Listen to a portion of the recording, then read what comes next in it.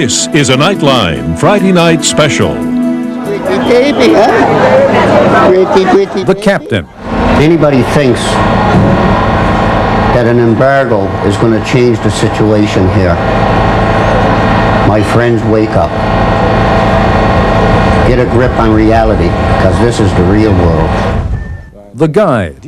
All these person rely on me, just me. The nurse. I don't think Americans have the strength to have tolerated this kind of misery. People work so hard to survive. Each struggling to continue, bound to one another, and to the people of Haiti.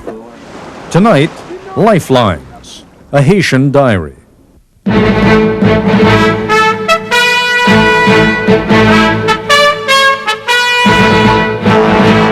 This is ABC News Nightline.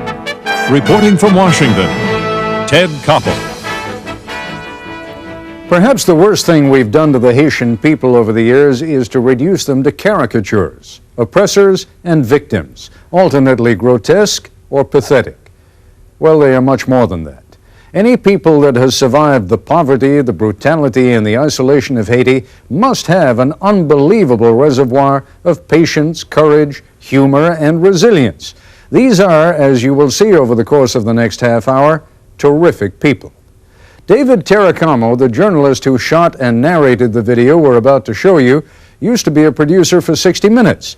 Now he works for an outfit called VNI, which is committed to covering parts of the world that the networks don't cover much. They use high-8 cameras, much like the ones that many of you use at home or on vacation. It allows a photojournalist to be a little more mobile and a little less obtrusive. As you will see, David Terracamo has a nice style. He manages to be compassionate without getting sentimental, and that's one sign of a pretty good journalist. As the United States seems to move inexorably towards some sort of military involvement in Haiti, we thought it might be useful to give you a closer look at what we're getting into. David takes us to Jérémie, a city 125 miles from Port-au-Prince, whose lifeline is a boat called the Frida. It was kind of daunting. I mean, I got on the boat just as they were pulling out, and I literally had to throw my gear on the deck, and somebody sort of grabbed me and pulled me up. The mood on that deck was amazing. It was like a circus. They'd made some money. I mean, they'd been to market, they'd been to Port-au-Prince, made enough to keep their families alive for another few days, and they were going back.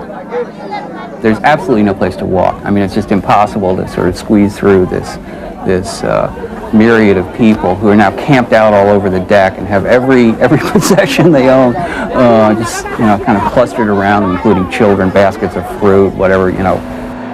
19th of February this year, I loaded 104 tons of medicine in Guadeloupe. Ray Hogan is the captain of the Frida. To bring to Haiti as aid. This is June. This medicine is gone. He's from Newfoundland. It's just gone. It's used up. These people need medicine. And unless they get shipping back in order here, there's no way they're going to get it in. He's basically, God, I don't know, is he Popeye? Is he the quintessential sailor, skipper? The first trip, we were bringing a woman to hospital here in Port-au-Prince. Early in the morning, I was notified the woman died because they had no electricity in Jérémie to treat her. This is another effect of your famous embargo. He's on a crusade against politicians, basically, the international and the United States politicians who have imposed this embargo. He thinks they're idiots. They have succeeded in doing three things. They have made the sick sicker and the rich richer. They made the poor poorer because through the embargo, the price of food is going up every day. Even though there's no embargo on food, these people listen to their higher-ups who tell them because of the embargo, you have to pay more for sugar. You have to pay more for rice because we have to pay more to bring it here. which is a crock. This is a guy who doesn't take it from anybody. What amazes me is you'd think that somebody like this is doing this for the pay, and he's not. It's become kind of an obsession with him, or a crusade. He's determined to get his ship through. I don't know how you distinguish between the misery that was there before the embargo and the misery that's been caused since the embargo. And when you have a country that basically has been run by indifferent and greedy politicians for decades, it's difficult to say where one leaves off and the other begins. I think if I was younger, I could be a very great basketball player like Michael Jordan, because I know he started to play very early, very young, with his brother Larry. Guy is a friend of Captain Hogan's, and I was introduced to him because basically Hogan said, you need a translator, and Guy can help you here. But Guy works mostly, he says, for the phone company, though they haven't had phone service in about a year and a half. Do people drink a lot? Right, they should do, because they want to change the problem, to solve the problem. Normally they are 7 days a week, okay? And they have to eat every day, and they can't. Guy wanted to go to the village to visit his mother, whom he hadn't seen in a long time, and I wanted to go because I wanted to see a village. I wanted to see, like, how do people live? It took an hour and a half on a motorcycle over a road that periodically just kind of got lost. Is that the road? Yeah, it's the road. It's about 5 hours walk. I used to walk there. At one point, we come around this cliff, and there's this incredible view of the ocean and the whole thing, and just as I look back to the road, and I guess Guy had been distracted by the view too, we realized that there was no road anymore. And we made it the 5 or 6 kilometers to his village. These all are our relatives, they're all from the village. Then we all friends, we all relatives. You know, every time you pass by them, you're supposed to say hi to all of them, right? When we got there, he takes me down the main street and he says, now you see, down there is the poor end of town, and up there is the richer end. And what was amazing to me is, who can tell the difference? He comes from my mama. Guy's mother lived in the poorer section of town near the water. Yeah. His wife lives in New York. In fact, he hasn't seen his wife and 2-year-old daughter in several years because she's studying on a student's visa, and Guy can't get a visa. All these person rely on me, just me, you see? And by the same time, I have to take care of myself, of my wife. Okay, I have to take care of my mother, my brothers, my sister, my little cousin, my father, everybody. See? And even some friends too. It's very difficult. It was quitting time in the village. People were coming in from the fields or from work or whatever and just beginning the afternoon of drinking. About 2 hours later, that same group that was sitting in the tavern singing and laughing and dancing was now out in the street starting a fight, which just occupied the entire town. Somebody said, Haitians don't do anything halfway, and it's true.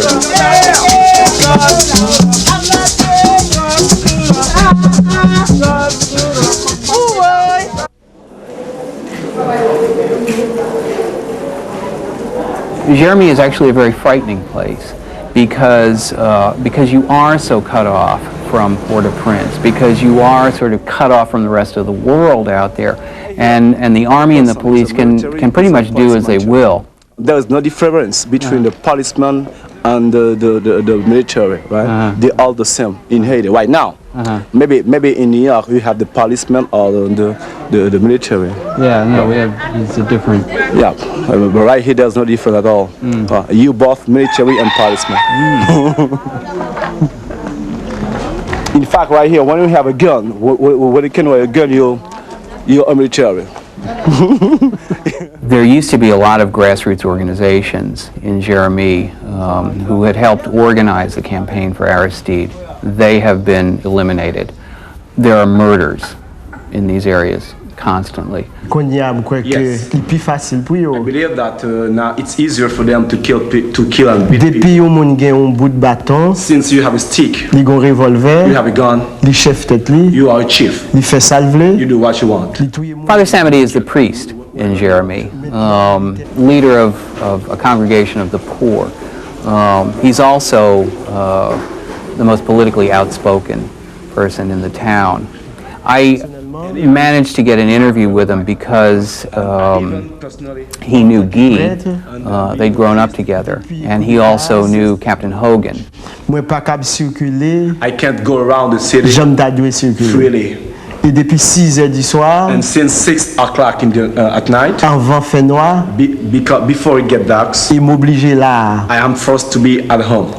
All over town there's graffiti that says, Romulus, who's the bishop, and Father Samedi, get out. This is a guy who's not going to live much longer. You really get a sense of what's happening in Haiti and the collapse of this society when you look around in Jeremy and you see that groups like the Tantan Makut have reorganized and opened an office on the main street in town. I mean, they're murderers. They're killers. I mean, they beat people up regularly. I said to him, Guy, I don't understand, why have the Tantan Makuts opened an office here? He said, well, you know, in Haiti, it's not like in the United States. He says, I know in the United States you have the left wing and they kind of go, you know, and the right wing and they kind of go, but everything sort of stays toward the middle. He says, in Haiti, when they go to the left or the right, they just keep going. There's one hospital in Jeremy, or the remains of one hospital. No water, no electricity, no bed, no mattress, no sheet. I was taken there by the government press officer, a man named Christophe. He was very anxious for me to see conditions in the hospital because basically he blamed it all on the embargo, all of it on the United States. What you can't get from looking at pictures of the hospital is the stench, the smell of death and fear, and people who really have no hope. People who have traveled for miles to get there for some kind of medical care. What? I don't know. And once there, just lying on a bed, languishing. There's one guy who circulates in town with a suitcase full of old medicine, tetracycline, aspirin, that he sells at reasonable prices. Most of it has either been stolen or dumped.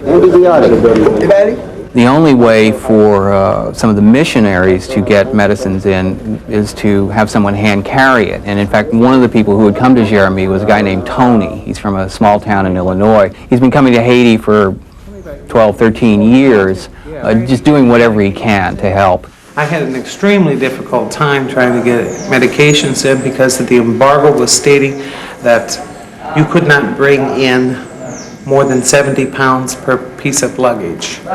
And I got the runaround from the airlines stating that it was because of the embargo, that it was because of the fear there wouldn't be enough gasoline to come back.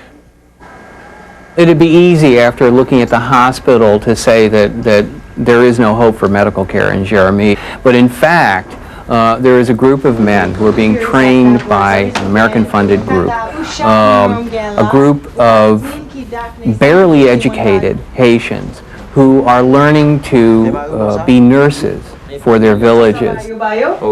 What he said, and this is really significant, is that what people are doing now, mothers are doing to feed their children so that it fills up their bellies, is buying flour, making balls, dumplings, and giving their children flour dumplings with no source of protein in it. Betty Gabriel is a woman who has been working in Haiti since 1987, I think, and she's a nurse. She wasn't like somebody who's out there to reform the world and change things for people. She was somebody who's trying to help these people do whatever they can. They wrote a song about pneumonia, which explains to people what it is, how to recognize the symptoms, and how to treat it. And it's the only way to get the message across, because most of their patients are illiterate. One of these health agents walks 12 hours to get here. I don't think Americans have the strength to have tolerated this kind of misery. They're suffering, they're starving, but they're, you know, they're strong people. And I think that that's why I don't give up, because they don't give up. I guess it was the night before I went back to Port-au-Prince. I came back to the ship. It was about 10 o'clock at night, and there were hundreds of young people all over the dock, all of them with books, and it looked like they were reading or just reciting. It turns out that Hogan, because there's been no electricity in Jeremy for 2 years, Captain Hogan, every night that he's in that port, turns his searchlights on the dock so that kids can study. In spite of it all, they've found a way to do their homework.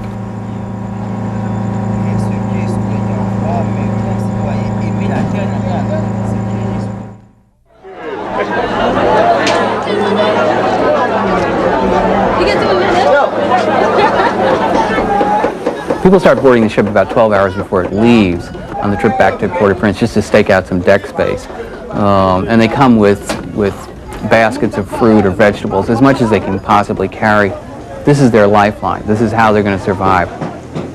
The police come about an hour before the ship is supposed to depart, and under the pretext of checking everybody's ticket, they make everybody disembark and then let them back on one at a time, and as they get back on the ship, they hit them. Well, it's just another form of saying we're in control here. You're going to see the most beautiful part of the village. Actually, the last time I saw Guy was really when we were leaving his village, and Guy had said, oh yeah, I'll meet you tomorrow morning at about 10 o'clock or something. But it's the Haitian way. I mean, if someone says 10 o'clock, well, maybe they will and maybe they won't. And I didn't see him at all that day. He came to the dock as the Frida was pulling out, and I just heard this voice scream out, David, David! And I looked, and there was Guy just waving goodbye. There's a very real sense that the United States is about to invade, because every time people look offshore, there's a Canadian or U.S. warship sitting there, and people are expecting the Marines to land at any minute. And it's pathetic, really, because it's like these people are sitting there thinking to themselves, what does the United States want to do with us now? Nobody wants invasion, but the military here are not going to just get up and walk out.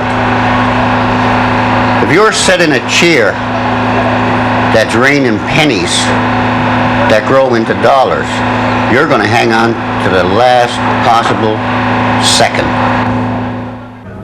The Frida does have about 5 or 6 cabins, and one of them had been taken over by Tony, the American volunteer, because he was transporting 2 infants to Port-au-Prince. 2 little girls, one's a month and a half and one's I think 2.5 months. That's what they said. And the mother's dead and the father abandoned them. He signed the abandoned papers.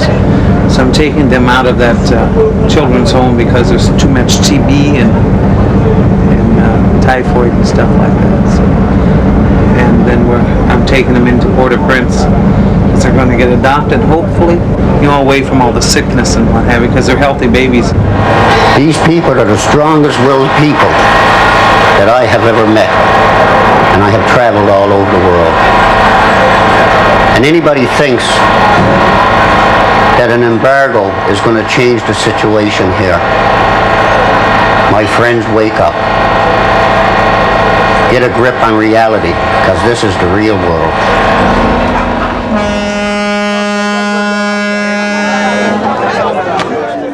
As soon as the ship docked, people start jumping off. They've got to get their stuff to market. Some of them set up right at the dock, at the edge of the ship, and start selling right there. Pretty baby, huh? Pretty baby. So Hogan hand-carried one of these kids to get him through the crowd. Sister, machines. It shouldn't have surprised me to see this guy sort of take a baby in his arms. Okay, Tony. But it did. Okay, Tony. In the middle of all this chaos, somebody tugged at my arm, and I turned around, and there was this little kid, maybe 6 or 8 years old. And I said to him, where is your mother? Where's your mother and your father?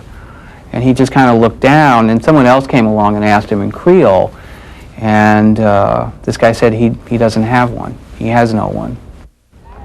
Well, apparently he had stowed away. I tried to get him to stay at the ship just long enough to give him breakfast. He didn't want to be bothered with that. He has to get on with his life. And he walked off.